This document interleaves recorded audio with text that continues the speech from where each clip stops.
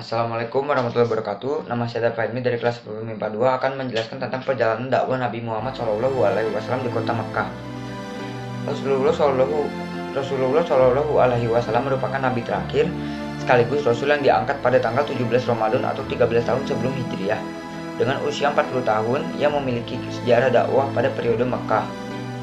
Muhammad diangkat menjadi rasul oleh Allah Subhanahu wa taala, ditandai dengan turunnya malaikat Jibril untuk menyampaikan wahyu yang pertama, yaitu surat Al-Alaq ayat 1-5, yang dikenal dalam sejarah Islam sebagai Nuzulul Quran. Setelah itu, selama 13 tahun, secara berangsur-angsur wahyu berupa ayat Al-Quran diturunkan kepada beliau sebanyak 4.726 ayat, meliputi 89 surah. Salah satunya surah Al-Mudatsir ayat 1-7 yang turun setelah wahyu pertama, di mana surat Al-Mudatsir diturunkan dengan isi perintah Allah Subhanahu wa taala agar Nabi Muhammad SAW berdakwah menyiarkan agama Islam kepada seluruh umat manusia. Sedangkan isi ajaran yang disampaikan oleh Rasulullah SAW di awal kenabiannya adalah tentang keesaan Allah Subhanahu wa taala, hari kiamat sebagai hari pembalasan, kesucian jiwa dan persaudaraan dan persatuan. Tujuan dakwah Rasulullah SAW pada periode Makkah adalah agar masyarakat Arab mampu meninggalkan kejahiliahannya dalam bidang agama, moral, dan hukum, sehingga menjadi umat yang mempercayai kebenaran utusan Allah Subhanahu wa taala dan ajaran agama Islam yang disampaikannya, sekaligus agar dapat mengamalkannya dalam kehidupan sehari-hari. Agar dapat tercapainya tujuan-tujuan tersebut, maka dalam berdakwah Rasulullah SAW mempunyai strategi dakwah yang beliau lakukan, yaitu dakwah secara sembunyi-sembunyi dan dakwah secara terang-terangan.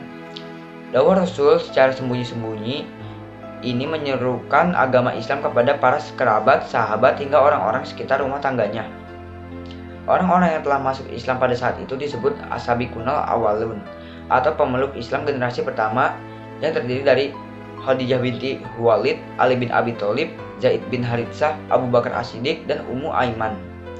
Sedangkan dakwah secara terang-terangan dimulai sejak tahun keempat kenabian setelah turunnya wahyu yang berisi perintah Allah Subhanahu wa taala agar dakwah itu dilaksanakan secara terang-terangan.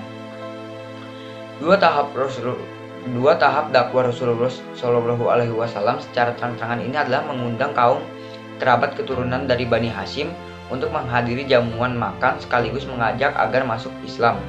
Sedangkan tahap selanjutnya Rasulullah SAW mengumpulkan para penduduk Makkah untuk berkumpul di Bukit Safa. Selain itu, Rasulullah SAW menyampaikan dakwahnya kepada para penduduk di luar kota Makkah.